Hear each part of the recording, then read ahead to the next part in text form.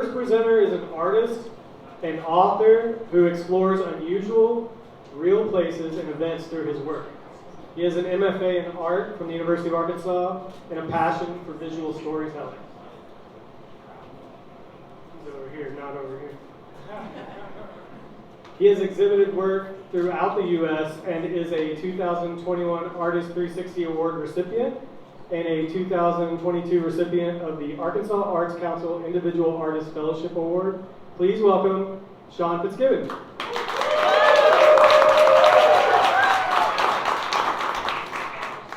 Okay, yes. Yeah, okay, there we go. All right, so do I start?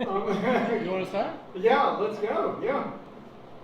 All right, so yeah, I'm Sean Fitzgibbon, and I recently completed this 240-page graphic nonfiction about the Crescent Hotel in Eureka Springs, Arkansas, but when it was the notorious Baker Hospital in the late 1930s, Depression-era cancer hospital. So, very strange kind of story, if anyone's familiar with that at all.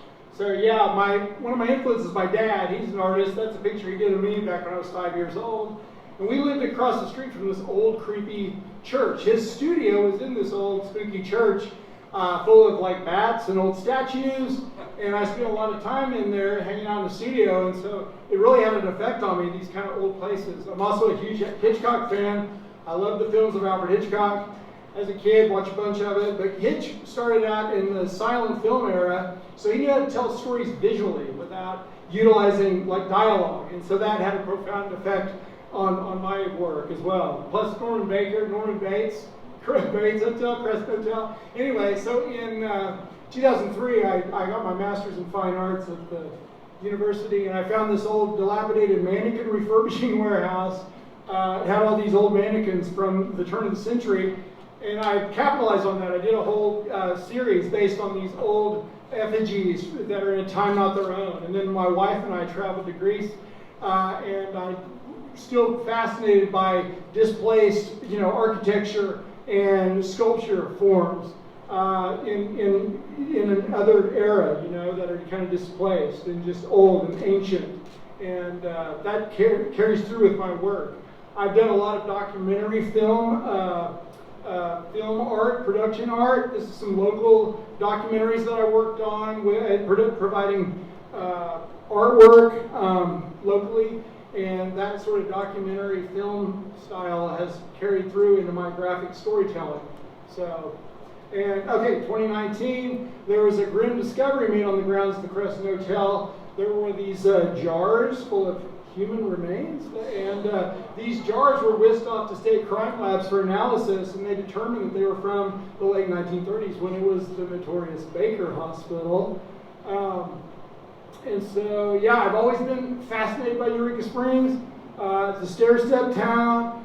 It's got a subterranean portion. It's Ripley's, believe it or not, one of the 9 most unusual towns in the U.S. It's like an M.C. Escher drawing, it's like down is up and up is down. And so the geography and geology just coalesce into this tapestry. And the craziest thing to me was always the Crescent Hotel. It was built in 1886, and it has all this legend swirling around it. It's got this very dark and sordid history. And the fact that it was an abnormal hospital at one time, it's always just sort of freaked me out. So it was built in 1886. It was a luxurious hotel, but they could not sustain that, because it was, it was hard to maintain. So it became a girls' school for a while, and then the Great Depression shut both of them down. And so these on the right, they were the residents after it shut down in '34. It was just rats. It was, and then until '37, a guy comes wheeling into town. He's wearing white suits. He's got lavender ties. He's driving a purple Ford Roadster, and he's got the cure to cancer. And he's like, "See that derelict hotel up on the hill? I'm gonna buy that hotel and turn that into the Baker Hospital because I've got my miraculous cancer cure." So who was this Baker? Norman Baker was he was actually not a medical practitioner at all. He was a vaudeville magician turned populist radio show host, turned machinist, turned entrepreneur. And he actually had absolutely no medical training whatsoever. But he was an entrepreneur, and he had this magazine called TNT, The Naked Truth, anything but. But anyway, he had 5 test patients where he said, I'm gonna test this cancer elixir on these. They all 5 died within months, and he reprinted the magazine 3 different times without changing a single word. Then he started the Baker Hospital.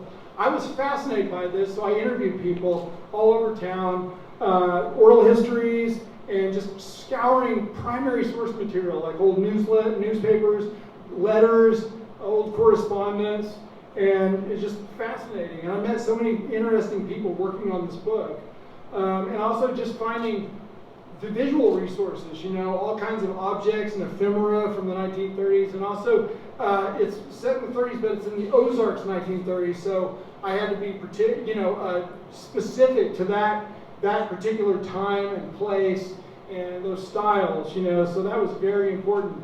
I draw myself in the book. This is all my art. It's watercolor. There I am working at my desk. That's my cat Buzz. He's like my art director, And then there's one of my panels, and it's all drawn. It's all hand drawn, and then watercolor underneath it. That same panel, adding a little bit of light. So, and then showing a little bit more of my process. This is my thumbnails over on the left, and just notes, that I kind of have to scribble down. And then you can see more that same page, but the final drawing, what that looks like, with more detail and all that kind of stuff. And so, and then after this, there you go. So it's that, and then showing the, moving on into the value and adding the darks, and the light and all that kind of stuff.